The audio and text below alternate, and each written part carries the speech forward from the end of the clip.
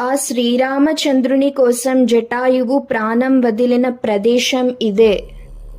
త్రేతాయుగంలో రావణాసురుడు సీతాదేవిని అపహరించి తీసుకువెళుతున్న సమయంలో జటాయువు రావణాసురుణ్ణి ఎదుర్కోవాలని ప్రయత్నించింది. కానీ రావణాసురుడు జటాయువు రెక్కలను నరికివేస్తాడు.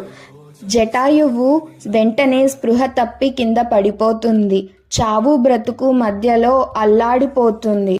కానీ సీతాదేవి జాడ రాముడికి తెలియాలంటే ఈ పక్షి బ్రతికే ఉండాలి. అందుకొరకు సీతాదేవి అక్కడ ఒక పాదం మోపింది.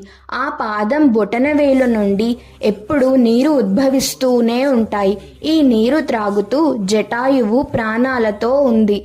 రాముడు వచ్చి లేపక్షి లేపక్షి అని ఆ పక్షిని లేపడంతో ఆ ప్రదేశానికి లేపాక్షి అన్న పేరు వచ్చింది. తరువాత జటాయువు రాముడికి జరిగిన విషయం మొత్తం వివరించింది. రాముడి స్పర్శతో ఆ జటాయువుకి మోక్షం లభించింది.